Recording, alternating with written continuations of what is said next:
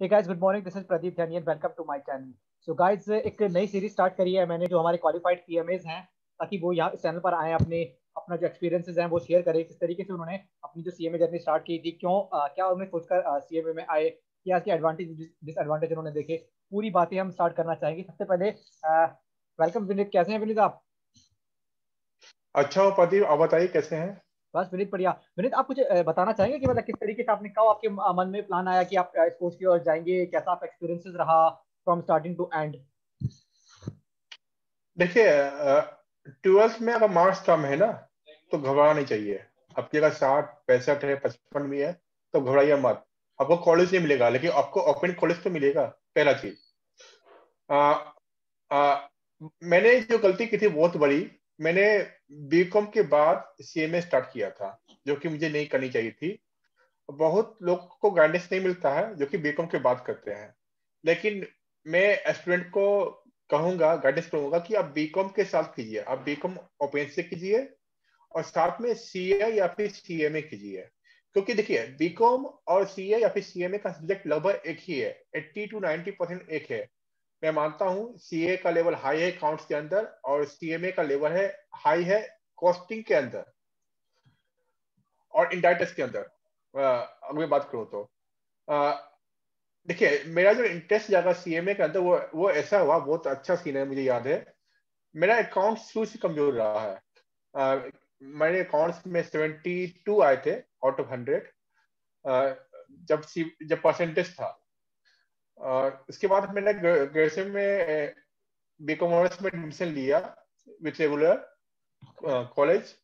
और मेरा इंटरेस्ट में कॉस्टिंग में जाएगा, जो कि एक पेपर होता है बीकॉम ऑनर्स के अंदर, कॉस्ट एंड मैनेजमेंट अकाउंटिंग। मेरा उसमें इंटरेस्ट जाएगा। तभी मैं सोचा कि मैं सीएमए ले लेता हूँ। मैं सीए की तरफ नहीं गया। तो मैं ये कहूंगा, जिसमें आपको इंटरेस्ट है आप वो कीजिए। आप चाहे सीए कीजिए या सीएमए कीजिए। अगर आपका अकाउंट्स अच्छा है तो आप सीए की तरफ जाइए। अगर आपका कॉस्टिंग अच्छा है तो आप सीएमए की तरफ जाइए। और सबसे अच्छा मैं एक पॉइंट बताता हूँ। सीए में एक बेनिफिट है। अगर आप सीएमए करते हो तो एक बेनिफिट भी है और एक डिसएडवांटेज भी है। अगर आप सीएमए करते हो तो आपकी आर्टिकलशिप 1.5 साल करनी जरूरी है।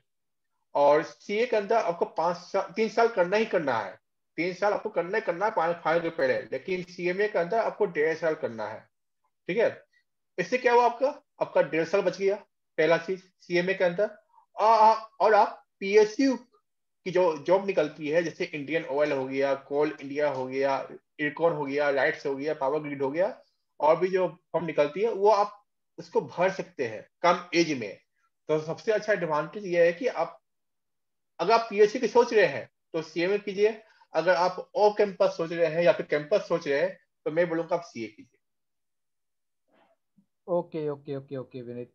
तो मतलब यहाँ पर विनीत का ना मैं कंक्लूजन अपनी तरफ से बोलना चाहूंगा। विनीत का ये भी कहना है कि आप अगर सीएमए करने की या सीए या सीएस किसी भी कोर्स करने की सोच रहे हैं, तो ट्वेल्थ के बाद करिए, रादर देन आप बीकॉम के बाद स्टार्ट करेंगे। मतलब आपका समय बच जाता है। आपको 3 साढ़े 3 साल आपको मान के चलिए बीकॉम करने में लगेंगे, उतने में तो आप कम से कम इंटर निकाल देंगे आप, और फाइनल में भी पहुंच जाएंगे आप। तो ठीक है विनीत, आप अपनी जर्नी बताएंगे विनीत, या इंटर और फाइनल में आपने कैसे किया था? आपने सेल्फ स्टडी की थी, या फिर आपने क्या नाम है कोचिंग ली थी, या स्टूडेंट को कैसे गाइड करेंगे कि उनको सेल्फ स्टडी कैसे करनी चाहिए या कोचिंग कैसे लेनी चाहिए? देखिए, ये डिपेंड करता है स्टूडेंट टू स्टूडेंट। स्टूडेंट कैसा है। मैं एक्चुअली क्या, मैं बहुत मेहनती हूँ। एक्चुअली बिहार के लोग मेहनती होते भी है। तो मैं श्योर मैं श्योर। बहुत मेहनती हूँ। हाँ, तो इसलिए जो मुझे सब्जेक्ट भारी लगे वो थे इनडायरेक्ट टैक्स और ओएमआईएस। बाकी मैंने इंटर का सारा कुछ मैंने खुद किया था। और सेकंड, अगर मैं सेकंड की बात करूँ फाइनल की, तो मैंने कॉर्पोरेट फाइनेंशियल रिपोर्टिंग की क्लास ली थी और एसएफएम की क्लास ली थी। इसके अलावा मैं किसी की क्लास नहीं ली। और एसएफएम मैंने कैसे किया, आदित्य सर, आदित्य जैन जो है एसएफएम टीचर, उनकी वीडियो लीक हो गई थी। तो उस वीडियो को लैपटॉप में डाल के मैं बार बार उसको पढ़ता था। तो उससे मेरे पैसे बच गए और मैंने पढ़ भी लिया। तो ऐसा नहीं कि जो मुझे अच्छा लगा वो आपको भी अच्छा लगे। तो आप अपने आप को तोलिए, आप कहाँ पे है, आपको कहाँ दिक्कत आती है, आप जानिए उसे। अगर आपको लगता है कि हाँ मैं कर लूंगा, तो मैं तो प्रेफर करूंगा कि आप सेल्फ स्टडी कीजिए, क्योंकि सेल्फ स्टडी से अच्छा और कुछ नहीं है। मैं आपको बुक बताता हूँ, सबसे अच्छी बुक जो इंटर में मैंने देखा है। कॉस्टिंग की तो आप आशीष कल्ला आप नोट कीजिए, कॉस्टिंग एसएफएम या फिर एफएम। उसके बाद अगर आप जाते हैं इंडायरेक्ट टैक्स में तो मोहम्मद रफीक की आप बुक ले सकते हैं। बाकी का मुझे पता नहीं है। और अगर बुक अच्छी हो तो आपके थ्योरेटिकल नॉलेज अच्छे हो जाते हैं, जिसके कारण आपको टीचर के पास जाना नहीं पड़ता, पहली बात। दूसरी बात यह है कि हाँ, अगर आपको प्रॉब्लम आती है, फिर भी प्रॉब्लम आती है, तो पेन ड्राइव आप इजिली इजिली अवेलेबल है मार्केट के अंदर। आप 3500 से लेकर 8,000 के बीच पेन ड्राइव उपलब्ध है। अगर मैं इंटर की बात करूं या फाइनल की बात करूं तो 8,000 से लेकर 15,000 के बीच आपकी पेन ड्राइव उपलब्ध है। बच्चे डरते क्या है कि पेन ड्राइव क्लास लेने से बहुत ज्यादा डरते हैं। देखिए, मैं एक बात बताऊं, जब आपको पेन ड्राइव क्लास मिलती है ना, तो मास्टर ये एज्यूम करता है कि आपको कुछ नहीं आता, आपको बिल्कुल ए से पढ़ाता है वो। अगर फिर भी आपको प्रॉब्लम आती है तो उनकी ईमेल आईडी है, व्हाट्सएप नंबर होते हैं, आप उनसे संपर्क कीजिए। मुझे लगता है कि डाउट्स आनी नहीं चाहिए पेन ड्राइव के अंदर, क्योंकि मैंने भी पेन ड्राइव ली थी। एक OMIS की ली थी मैंने पेन ड्राइव। तो ठीक है, अपना अपना है, पहले अपने आप को तोलिए। लेकिन एक बात कहूंगा, जब आप पढ़ते हैं ना, तो आप स्कैनर जरूर फॉलो कीजिए। स्कैनर में से 80% क्वेश्चन जरूर आते हैं। ओके, मतलब तो मतलब ऑन बिहाफ ऑफ स्टूडेंट, मतलब ये भी है कि अगर किसी को लगता है कि वो सेल्फ स्टडी कर सकता है तो वो सेल्फ स्टडी कर सकता है। किसी को लगता है कि वो उसको क्लास लेनी चाहिए तो जरूर लेनी चाहिए। विनीत, क्या अपनी आर्टिकलशिप के बारे में कुछ बोलेंगे आप, कि आपका एक्सपीरियंस कैसे रहा था और स्टूडेंट को गाइड कर सके रिगार्डिंग आर्टिकलशिप? इसलिए या देखिए, आपको अगर अर्निंग चाहिए, अर्निंग नॉट लर्निंग, अर्निंग चाहिए, तो आप PSU कंपनी में जब आर्टिकलशिप कर लीजिए। PSU में क्या होता है, सबसे बहुत बड़ी डिमेरिट है या खराब बात मुझे मैंने देखा है या मेरे कलीग ने देखा है, वो काम बहुत कम देते हैं। और काम देते भी है ना, वो छोटे लेवल का देते हैं, जो एक अनपढ़ लड़का भी, 12th पास लड़का भी कर लेता है। अ, अगर मैं लर्निंग की बात करूं, लर्निंग नॉट अर्निंग, तो मेरे हिसाब से लोगों को फर्म के अंदर जाना चाहिए। मैं ये बोलता हूं कि आप CA फर्म में जाइए, नॉट CMA फर्म। क्योंकि ये बताऊं क्या कारण है। पहली बात तो ऑडिट का पैटर्न रटा रटा रहा है, बदलता नहीं है। दूसरा चीज क्या है, कॉस्ट ऑडिट जो है बहुत कम कंपनी में है। इसके अलावा क्या होता है, CMA फर्म में आप जाते हो तो कॉस्ट ऑडिट के अलावा GST रिटर्न फाइल होगी, डायरेक्ट टैक्स की रिटर्न फाइल होगी, इसके अलावा कुछ नहीं होता। आपको ना इंटरनल ऑडिट का मौका मिलता है, ना आपको स्टेचुटरी ऑडिट का मौका मिलता है। लेकिन आज के समय में जब भी वैकेंसी निकलती है CA या फिर CMA के अंदर, उसके अंदर लिखा हुआ होता है कि statutory audit slash internal audit slash statutory compliance, इन सब की जब ज्यादातर निकलती है। तो मैं ये बोलूंगा, आप किसी CA फर्म के अंदर जाइए। क्योंकि CA फर्म क्या होता है ना, कोई CA फर्म में जो दो पार्टनर होते हैं, जिसमें कि एक CMA होता है, एक CA होता है। तो आपको दोनों का एक्सपीरियंस मिल जाएगा।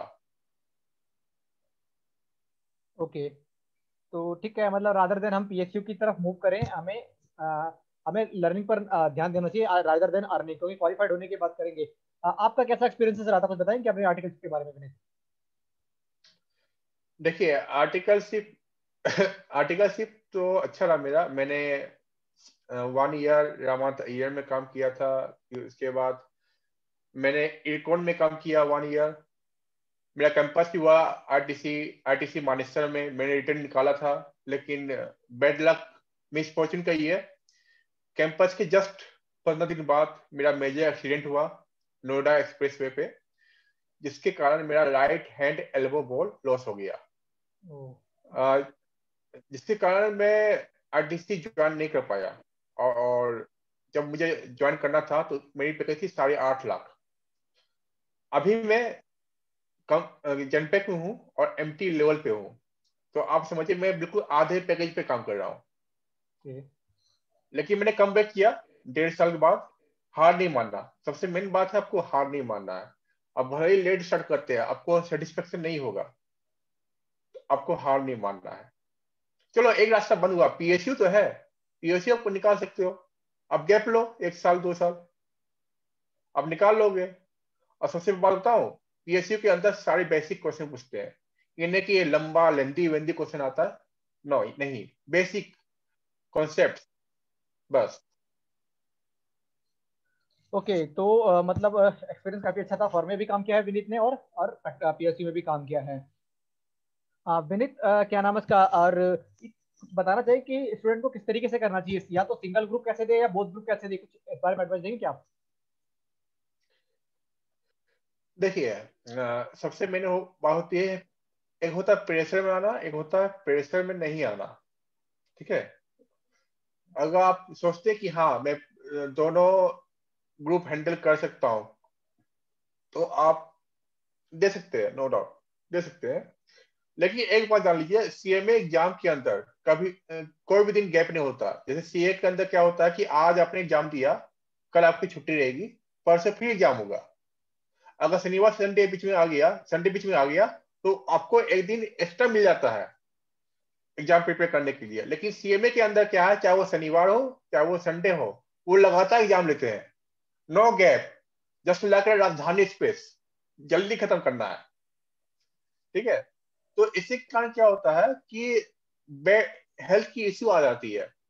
बच्चे सो नहीं पाते, इसी कारण बच्चे एग्जाम में लिख नहीं पाते उतने। तो मैं ये कहूंगा, हाँ अगर आपकी मेमोरी पावर ज्यादा है, अगर आप इसको रिटेन कर सकते हैं, तो मैं तो कहूंगा कि आप बहुत ग्रुप में जाए। नहीं तो अब अपने आप को आकलन करें, आप सिंगल सिंगल ग्रुप करके दे। मैंने भी वही किया, सिंगल ग्रुप करके दिया, तो क्योंकि मैं जानता हूं मैं नहीं कर सकता, मेरी रिटेंशन पावर नहीं थी, मैंने अपनी मेहनत से किया जो किया। इसलिए मेहनत सबसे बड़ी चीज है, चाहे आपके पास रिटेंशन पावर हो या ना हो। क्योंकि क्या होता है जो है, मेहनत करते करते आपके कलम को याद हो जाता है, आपके हाथ को याद हो जाता है। इसलिए कभी हारना नहीं है, अपने आप को आकलन कीजिए और आगे बढ़िए। ओके विनीत, मतलब अटेम्प्ट, क्या नाम है उसका, और आपको ऐसा क्या लगता है क्या, मतलब कि किसी के ज्यादा अटेम्प्ट लगे तो वो मैटर करता है या नहीं करता है, या किसी को एक बार में क्वालिफाइड हो जाता है, तो कुछ इस बारे में? हाँ हाँ हाँ, कैंपस में तो मैटर करता है। ओके। मैं क्वालिटी बताऊं, कैंपस में मैटर करता हूँ। और कास्ट भी, जातिवादी, जो मुझे बहुत गंदा लगता है, वो भी मैटर करता है। ठीक है, अगर आपकी ज्यादा अटेम्प्ट है और आप SC ST है, अगर लकी है तो SC ST, तो आपका कैंपस हो जाएगा। ठीक है, दूसरा, अगर आप जनरल में है, तब तो आपका अटेम्प्ट भी मायने रखता है और आपकी रैंकिंग भी मायने रखती है। अगर अटेम्प्ट कम है, आपने फर्स्ट अटेम्प्ट में सब निकाला है, तो आप शॉर्टलिस्ट हो गए। आप सिलेक्ट नहीं हो गए, आप शॉर्टलिस्ट हो गए। समझिएगा बात को मैं क्या कह रहा हूँ। उसके बावजूद अगर आप अटेम्प्ट ज्यादा लग गया और रैंक होल्डर से, सपोज आपके इंटर में ज्यादा अटेम्प्ट लग गए, लेकिन आप रैंक होल्डर से फाइनल के अंदर, तो आप शॉर्टलिस्ट होते हैं। या आपके पास एक्सपीरियंस है इन कॉस्ट ऑडिट या भी किसी भी फील्ड में जो आपने एप्लीकेशन में गेन की है, तो वो भी एक एडवांटेज होता है। तो ओवरऑल मैं करूं, अगर आपके पास एक्सपीरियंस है, अगर आपके अटेम्प्ट सिंगल सिंगल लगे हैं, या आप रैंक होल्डर है, या आपके मार्क्स 75% के ऊपर है हर ग्रुप के अंदर, 70 या 75% के ऊपर, तो आपको पीएसयू के अंदर शॉर्टलिस्ट किया जाता है, नॉट सिलेक्टेड। ठीक है, उसमें भी जब आप शॉर्टलिस्ट होते हो ना, पहली बात तो सीएमए के अंदर कंपनियां कम आती है, ये बात जान लीजिए। अगर कंपनी ने 50 बंदों को शॉर्टलिस्ट किया है, तो वो 3 से 4 बंदे मैक्सिमम ले जाएगी, इससे ज्यादा नहीं ले जाती है।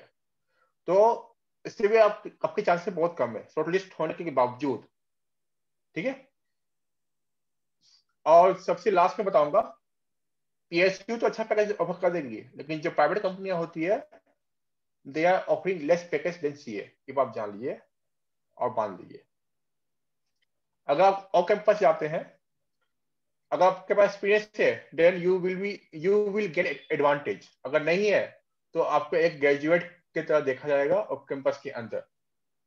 मैं यही बोलूंगा, आप लर्निंग कीजिए रेदर देन अर्निंग पे ध्यान दीजिए अपने आर्टिकल से।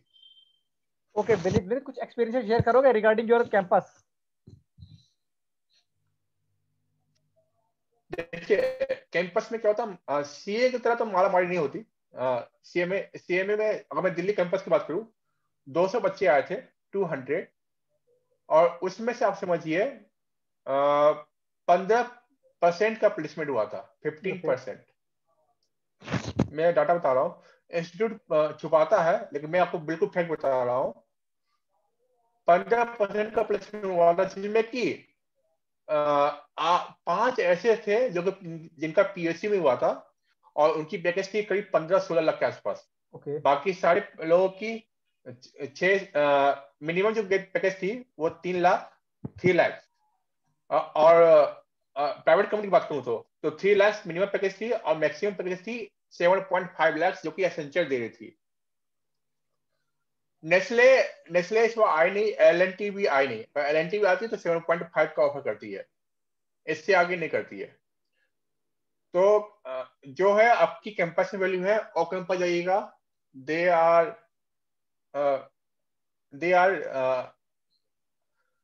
Compare you less than CA, not equivalent to CA. मैं आपको बता रहा हूं क्यों, क्योंकि सीए लोग बहुत देखिए, सीए और सीए में दोनों अलग चीजें। सीए में जो है वो कॉस्टिंग है, वो मैन्युफैक्चरिंग कंपनी के लिए बनाया गया है, और सीए जो है वो अकाउंट्स और फाइनेंस के लिए बनाया गया है। आप समझिए कंपनी कहाँ पर ज्यादा है और कहाँ पर किसकी डिमांड है, आप स्मार्ट है और समझ सकते हैं। मैं ज्यादा इस पर कुछ नहीं बोल सकता। विनीत, मेरा एक और सवाल है। मान लीजिए मैं एक स्टूडेंट हूँ जिसका नाम है मन्नू, ठीक है।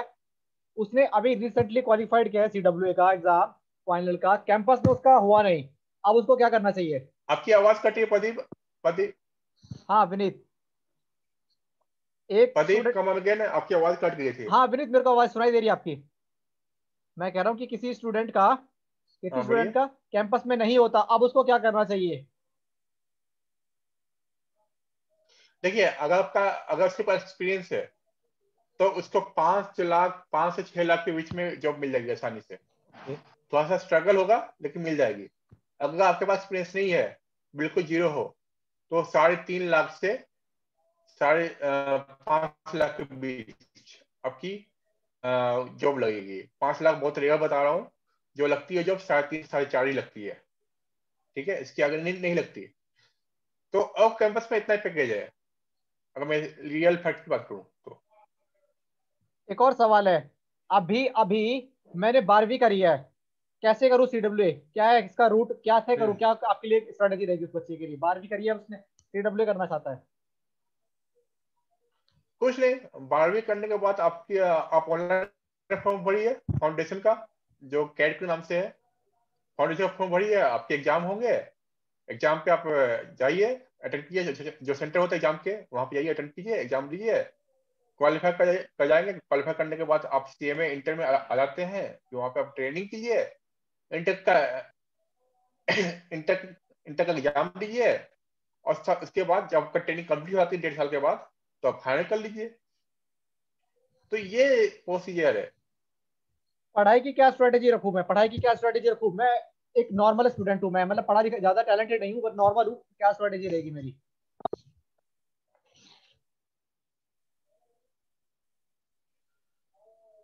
अगर आप एवरेज स्टूडेंट हो, नॉर्मल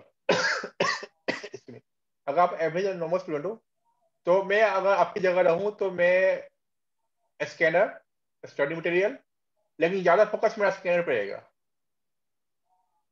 क्योंकि उसमें से 80% क्वेश्चन आते हैं। और सबसे मेन बात है, स्टूडेंट्स जो हमारा इंस्टीट्यूट है, वो ज्यादा मेहनत नहीं करता। वो स्कैनर के जो क्वेश्चन है ना, वो जैसा है वैसा ही दे देता है। बस क्या करता है, डिजिट चेंज कर देता है। ओके। तो मैं ज्यादा फोकस स्कैनर पे करता। सेकेंड मैं करता स्टडी मटेरियल पे। अगर कुछ समझ में नहीं आ रहा है तो फिर मैं जाता रेफरेंस बुक में। ओके। तो विनीत, काफी अच्छा लगा, मतलब काफी सारे क्वेश्चन पूछे मैंने ऑन बिहाफ ऑफ स्टूडेंट्स, और आपने उसका काफी बीखूबी से एकदम अच्छे अंदाज में आपने आंसर दिए। कोशिश करेंगे विनीत, अगर हो सके, अगर आपके पास टाइम अवेलेबल रहा तो एक और सीरीज करना चाहेंगे हम आपके साथ। अगर आपके पास टाइम अवेलेबल हो। काफी मजा आया, काफी इंजॉइंग था स्टूडेंट को भी, होप काफी अच्छा लगेगा ये इंटरव्यू हमारा। तो विनीत, आज का ये यहीं पर एंड करेंगे, लेकिन काफी अच्छा लगा आपसे मिला। होप अगर आपके पास समय होगा तो दोबारा भी हम कोई वीडियो करेंगे, इसको सीरीज को कंटिन्यू करेंगे। Okay Pradeep, thank you Pradeep. Okay, thanks Vineet, thank you so much bye guys, bye. Love you guys, bye.